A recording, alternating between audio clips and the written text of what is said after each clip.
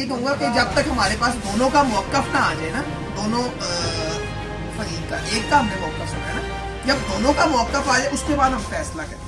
ठीक है, ये बिस्मिल्लाहिर्रहमानिर्रहीम। अस्सलाम वालेकुम, मैं हूं आपका होस्ट फैसल याहिया। आप देख रहे हैं अवाम की आवाज़ फैसल याहिया के साथ। और आज हम आपको एक ऐसे एंकर से मिलवाने जा रहे हैं, मल्टी टैलेंटेड एंकर हैं, और उनका इंटरव्यू लेंगे। आज उनसे एक अहम इंफॉर्मेशन लेंगे बाबर आजम के हवाले से। बाबर आजम का स्कैंडल चला है दिन ब दिन हमारे मुल्क में क्या फहाशी फैल रही है, बहुत ही फहाशी फैल चुकी है कि यकीन करें कि ये क्या मटेरियल चल रहा है, इसके हवाले से किसी को कुछ नहीं पता। लेकिन आज हम जिस एंकर के पास जा रहे हैं उसको क्रिकेट के हवाले से तमाम इंफॉर्मेशन है, तो हम उससे राय लेंगे कि हमें बताए कि क्या बाबर आजम का स्कैंडल है और उसको पूरी तफसील का भी पता है। तो चलते हैं उज़ैर भाई की जानिब। उज़ैर भाई खबरोलॉजी के भी मेज़बान है, तो आपने इनके चैनल को सब्सक्राइब करना है, ज़्यादा से ज़्यादा शेयर करना है। मैं डिस्क्रिप्शन में इनके चैनल के लिंक्स भी दूँगा। तो चलते हैं उज़ैर भाई की जानिब। अस्सलाम वालेकुम। वालेकुम अस्सलाम रहमतुल्लाह। क्या हाल चाल है उज़ैर साहब, ठीक ठाक है? आप सुनाएं, आप कैसे हैं? अल्हम्दुलिल्लाह। सर हमें ये बताएं कि आजकल 3-4 दिनों से स्कैंडल चल रहा है बाबर आजम के हवाले से। क्रिकेटर इस टाइम पे कौमी क्रिकेट टीम के कप्तान भी हैं, तो क्या उनका जो ये स्कैंडल चल रहा है, उन पे जो लड़की ने इल्ज़ामात लगा दिए हैं, इल्ज़ामात की बारिश हो चुकी है, तो क्या आपके हवाले से? सबसे पहले जी, हम जब भी कोई एक इल्ज़ाम लगाता है, क्योंकि पाकिस्तान की ये हिस्ट्री रही है, पहले हम उसमें थोड़ा सा चले जाएं। उसकी वजह ये कि जब भी ये पाकिस्तान के जितने भी स्टार्स हैं, खासकर क्रिकेट स्टार्स, इनका या तो जो है फिल्म इंडस्ट्री के लोगों से ताल्लुकात और मॉडल से, या इस टाइप की ऐसी लड़कियां जो अपनी आवाज़ नहीं उठा सकती, उनसे जो है इनके ताल्लुकात को इस्तेमाल करना एक बड़ी पुरानी तारीख रही है पाकिस्तान की क्रिकेट की।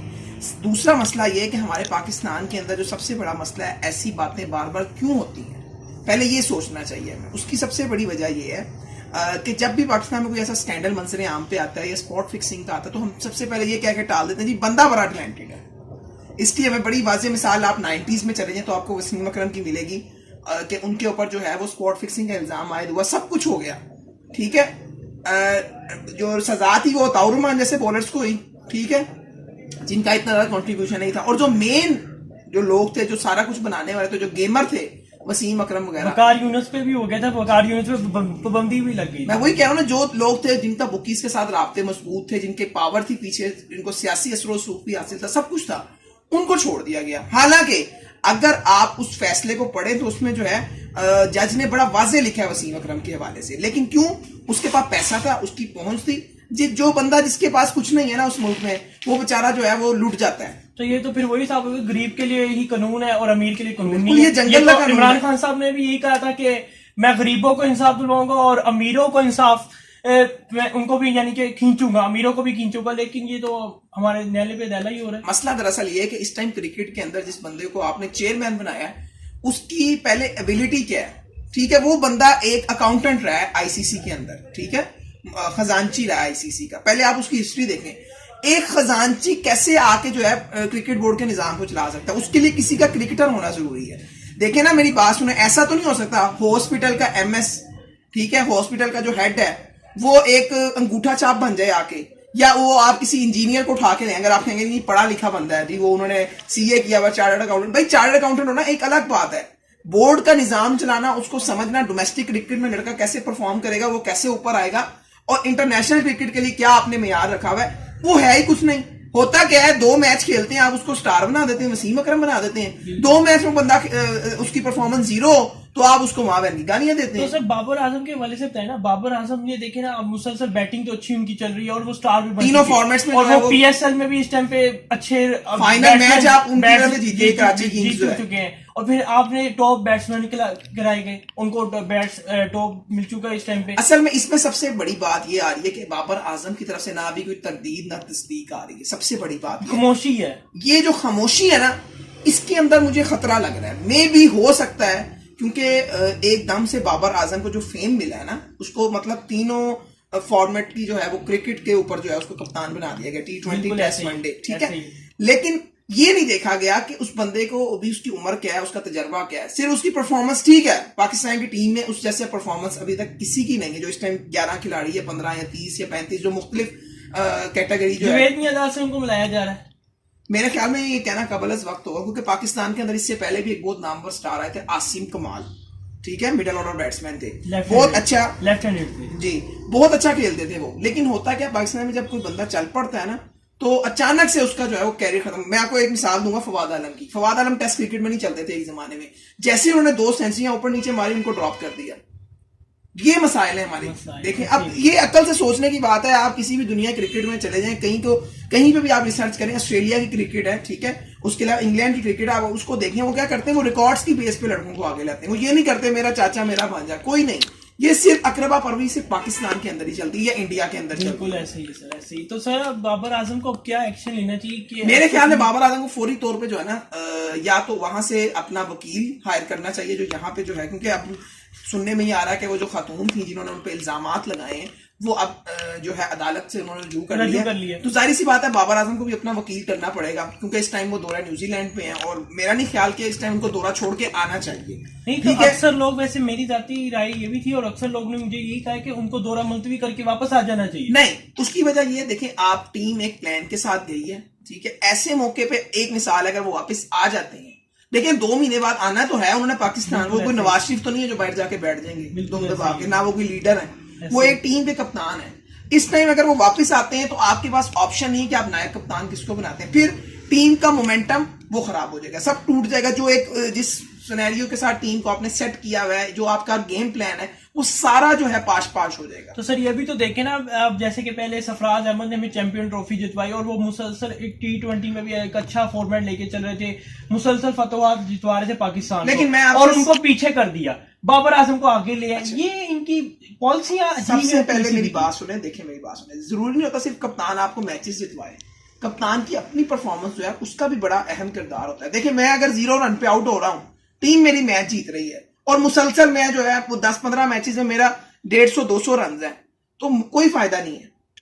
अगर आप क्रिकेट देखें, जब तक कप्तान जो है परफॉर्म नहीं ना करेगा, नीचे से जो है खिलाड़ी, वो तुक्का लग रहा था, आपकी बॉलिंग चल रही थी, बैटिंग में आपके, मेरी बात सुने, बाबर आजम को बनाना कोई गलत नहीं है, लेकिन मसला दरअसल ये है इस वक्त आप उसको अगर बुलाएंगे तो आप न्यूजीलैंड की सीरीज बड़ी अहम है आपके लिए, क्योंकि टेस्ट चैंपियनशिप का भी आगाज हो चुका है, तो उसमें आपको पॉइंट्स हासिल करने हैं। मुल्क की इज्जत की खातिर थोड़ा सा जो है उनको जो है रिलैक्स दे दिया जाए। जैसे देखें हमारे जो सियासी रहनुमा है वो भी तो पकड़े जाते हैं, उनके भी वकील 1-2 महीनों से कोई फर्क नहीं पड़ना, उन्होंने आना एट दी एंड पाकिस्तान ही है। जाहिर बात है न्यूजीलैंड वाले कभी भी अगर एक मिसाल पे ये इल्जाम साबित हो भी जाते हैं तो न्यूजीलैंड जो मुल्क है वो पनाह नहीं उनको देगा किसी सूरत, उनको पाकिस्तान।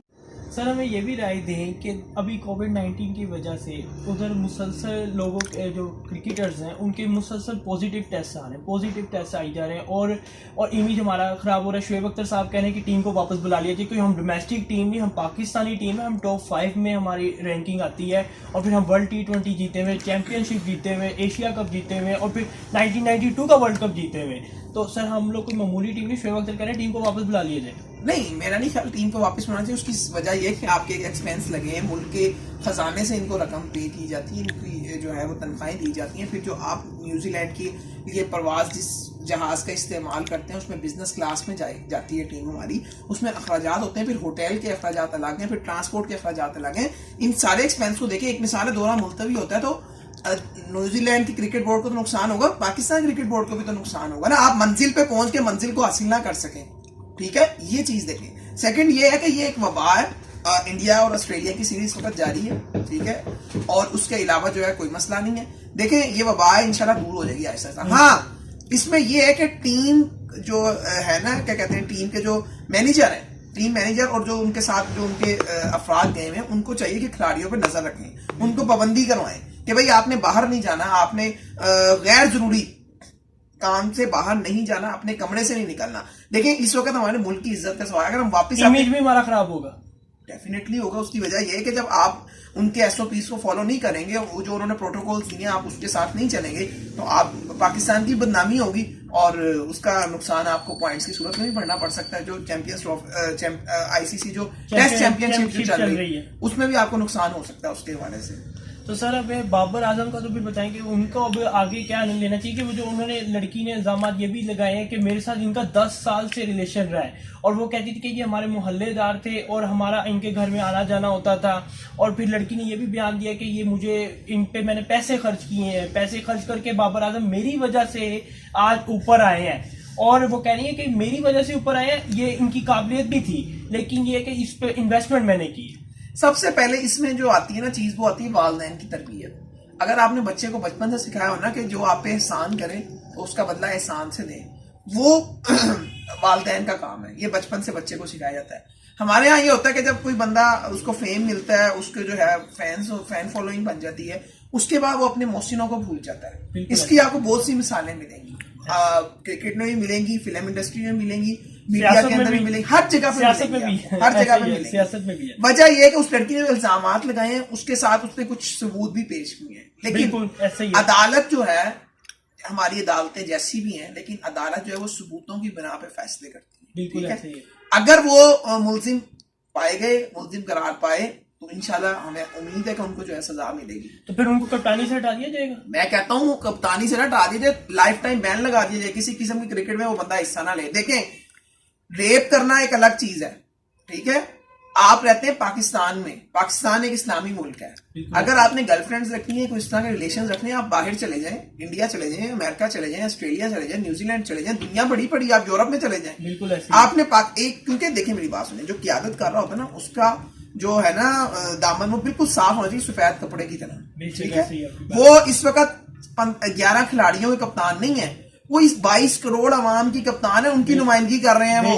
ठीक है, जब वो जाते हैं ना, पाकिस्तान का झंडा उनके यहाँ पे लगा होता है, जो वो इस बात की दलील होती है कि पूरे पाकिस्तान को रिप्रेजेंट कर रहे हैं। इनकी इज्जत पाकिस्तान की इज्जत है, इनकी बेइज्जती पाकिस्तान की बेइज्जती। और मैं नहीं समझता कि पाकिस्तान का कप्तान, नो डाउट टैलेंट की कोई कमी नहीं है, लेकिन अगर एक बंदे का किरदार ठीक नहीं है, तो मेरा नहीं ख्याल उसको कप्तानी तो क्या, उसको पाकिस्तान टीम तो क्या, उसको क्लब क्या, ग्राउंड के अंदर भी ना घुसने दें। वो कह रहे थे कि उनके 3 दफा वो प्रेग्नेंट हुई है, तो फिर उन्होंने इमोशंस करवाया है, तो 3 दफा वो बाबर आजम बाप बने और बगैर निकाह के बाप बने। लेकिन इसको आप यही कह सकते हैं कि मुहज्जब लफ्ज में यूज को हम मीडिया बैठे हैं, गैर सरकारी नतीजे के मुताबिक वो बाप नहीं है। जाहिर सी बात है, हराम काम किया उन्होंने, इसलिए हम उनको अप्रिशिएट तो नहीं करेंगे। अलबत्ता खातून की गलती इतनी है कि उन्होंने जो है, उनको भी चाहिए था कि वो समझती। देखें, एक बात याद रखें, हराम में जो है ना बरकत नहीं है, हलाल में बरकत है। बेहतर ये होता अगर वो खातून ने भागने का फैसला किया था, तो कम से कम पहले निकाह करती, ताकि उनके पास सबूत होते हैं। अब जो वो सबूत पेश कर रही हैं, हो सकता है अदालत उसको रिजेक्ट कर दे, क्योंकि अदालत उनको परखेगी, उसकी मुकम्मल इन्वेस्टिगेशन होगी, उसके बाद अदालत अपना फिर वो उनका भी मौकफ सुनेगी। मसला यह कि अभी तक बाबर आजम अपना मौकफ नहीं दे रहे। मेरा ज्यादा ख्याल है पीसीबी ने उनको कहा होगा कि आपका फोकस इस वक्त दौरे न्यूजीलैंड के हवाले से होना चाहिए, टीम के हवाले से होना चाहिए। क्यों? अगर वो इन प्रेस कॉन्फ्रेंस और इन खबरों को पढ़ेंगे तो उससे इमेज को नुकसान पहुंच सकता है पाकिस्तान के। तो या तो उनको एक राय ये भी दी जा रही है, जो बड़े क्रिकेटर्स हैं, कि जी इनको वापस आ जाना चाहिए, ठीक है। लेकिन उसमें जो है दूसरी सूरत यह है कि इस वक्त टीम उनके साथ गई है, उनको अपना कप्तान बना के भेजा गया है, तो इस वजह से अगर उनको भी इस वक्त छोड़ेंगे तो उस वजह टीम की परफॉर्मेंस में भी फर्क आ सकता है। तो इस वजह से मेरा ख्याल है कि ये वाला दौरा मुकम्मल हो जाए, उसके बाद फिर उनको, जब तक उनकी इन्वेस्टिगेशन कंप्लीट नहीं होती, उनको जो है वो कप्तानी से बाहर रखा जाएगा। और हाँ, अगर ये इल्जामात साजिश की बुनियाद पे हैं, या बाबर आजम को कप्तानी हटाने की कोई साजिश है, या उनका इतना माशाल्लाह अल्लाह ताला ने उनको एक नाम दिया है, क्योंकि हमें अभी तक दूसरा मौकफ नहीं सुना। नहीं तो लेकिन ये भी तो है, वो तो इज्जु मंतजा, वो तो जिल्लु मंतजा। हाँ, अगर वो सच्चे हैं तो उनको डरना नहीं चाहिए, सामने आ जाए। लेकिन जहां तक मेरा ख्याल है, इस टाइम वो जिस अहम दौरे पे गए हैं, हो सकता है पीसीबी उनको ये कह रहा हो कि आप इस दौरे को मुकम्मल करें, उसके बाद हम आपको अदालत में पेश हो, उस वक्त तक आपको कप्तानी से हम मुअत्तल कर देंगे। मे बी ये एक स्ट्रेटेजी हो। तो अब वैसे अब लड़की जो मुसलसल कंटिन्यू बयान दिया, उसकी मैंने पूरी वीडियो देखी है, उसके क्लिप्स देखे हैं, और वो उसने ये भी बयान दिया कि मेरे वालिदैन मुखालिफ थे। तो अगर वालिदैन मुखालिफ थे तो फिर आपने अपने वालिदैन की क्यों नहीं मानी? देखिए, इसमें मेरी बात सुनिए, इसमें वालिदैन का मसला नहीं है। अगर आप शादी करना चाहते हैं ना, तो आपको तो मजहब भी इजाजत देता है, मुल्क का कानून भी इजाजत देता है, आप भाग के शादी करें, आपके लिए दारुल ईमान मौजूद है, आपको अदालत प्रोटेक्शन देती है, सब कुछ मिलता है, आप शादी करें। आप, हाँ, खातून की गलती है कि उन्होंने 10 साल जो है ना वो बदकारी में गुजार दी है, ठीक है। उसको मैं प्यार का नाम नहीं दूंगा, ना मैं उसको गलती, ये गुनाह किया उन्होंने, ठीक है। गलती होती है एक बार, और गलती पे कायम रहना, ठीक है, साबित कदमी के साथ पे दर पे गलतियां, उन्होंने एक गलतियां नहीं 3-3 सेंचुरियां की है, ठीक है। तो अब ये 3-3 सेंचुरियां की है ना, तो ये अब उनको चाहिए कि पहले तो अल्लाह से तौबा करें कि जो उन्होंने काम किया है, उसके बाद उनको चाहिए कि फिल 4, अगर तो वो सच्ची हैं, अदालत में वो चली गई हैं, ठीक है। आगे अब हम ये फैसला अदालत पे छोड़ दें कि अदालत इसका क्या फैसला करेगी, क्योंकि बाबर आजम का अभी तक हमने मौकफ सुना नहीं। और कहते हैं इंसाफ पसंद शख्स वो है जब तक वो दोनों फरीक की बात ना सुने। सर हमें ये भी बताया कि वो उस लड़की ने ये भी कहा कि मेरी 35,000 सैलरी थी और वो हर मंथ बाबर आजम पे लगाती थी। कहती थी मुझे इनको क्रिकेट के हवाले से जो चीज़ें रिक्वायरमेंट थी, फैसिलिटीज देती थी, वो हर चीज़ उनको रिक्वायरमेंट जो थी देती थी। सबसे पहली बात तो ये है कि जी प्यार जो होता है ना वो अंधा होता है, ठीक है, और वो इंसान को बड़ी बड़ी कुर्बानियां लेता है, ठीक है। मे भी उनका भी यही मानना हो जिन खतों के साथ, लेकिन एक चीज मुझे समझ नहीं आ रही कि 3 दफा अबॉर्शन करवाने के बाद भी उनको समझ नहीं आई। कहते हैं मोमिन जो है ना वो 100 आग से 2 दफा नहीं डसा जाता, वो तो 3 दफा डसी गई है। मुझे तो उनके ईमान में भी खतरा नजर आ रहा है हदीस को अगर देखा जाए सामने तो। चलिए ठीक है, अल्लाह बेहतर करे। बाकी मैं एक बात ये कहूंगा कि जब तक हमारे पास दोनों का मौकफ ना आ जाए ना, दोनों फरीक का, एक का हमने मौकफ सुना है ना, जब दोनों का मौकफ आ जाए उसके बाद हम फैसला करें, ठीक है। ये साजिश है, ये गुनाह है, ये जो भी मसला है उसका एट दी एंड हमें देखिए, हम ना बाबर आजम के अगेंस्ट है इस वक्त, ना हम उस लड़की के अगेंस्ट है, क्योंकि हमें इस वक्त दूसरा मौकफ नहीं सुना। नाज़रीन, सबसे पहले हमारे यहाँ राय पहले कायम कर ली जाती है, ठीक है, उसके बाद हम उसके मुताबिक चलाते हैं। अगर वो हमारी राय के खिलाफ अदालत फैसला दे दे तो हम लोग जो है वो भड़क जाते हैं। हालांकि पहले दोनों का मौकफ सुनने के बाद हमें कोई फैसला करना चाहिए। लेकिन अभी जो बज़ाहिर सूरत हाल है, उन्होंने एक खामोशी का रोता रखा हुआ है। वो अब पीसीबी की तरफ से उनको ऑर्डर है या उनका पर्सनल जो है, क्योंकि ये मैटर हम इसमें ज्यादा बोल भी नहीं सकते इस वजह से, लेकिन हम ये कहेंगे कि आप जो है अभी अदालत के फैसले का इंतजार करें, ताकि आने वाला वक्त जो है वो अपना खुद बताएगा कि क्या होता है मुस्तकबिल में उनके साथ। क्या वो कप्तान रहेंगे, क्या वो सजा पाएंगे, जेल जाएंगे, क्या होगा, इसका फैसला अदालत में छोड़ दें। तो नाज़रीन, आपने ज़ैर साहब का इंटरव्यू देखा है, उन्होंने सारा हमें डिटेल से बताया, और आपने इनके चैनल को भी सब्सक्राइब करना है। मैं इनके चैनल की लिंक्स डिस्क्रिप्शन में दे रहा हूँ। इनके चैनल का नाम है खबरोलॉजी। आपने उस चैनल को सब्सक्राइब करना है, ज़्यादा से ज़्यादा वीडियो शेयर करनी है और इनके चैनल को लाइक भी करना है, और आपने उसमें कमेंट सेक्शन में अपनी राय का इजहार करना है। और आपको ये वीडियो कैसी लगी, अपनी हमारी नई आने वाली वीडियो तक अपना खास ख्याल रखेगा और हमें दें इजाज़त। पाकिस्तान पाइंदाबाद।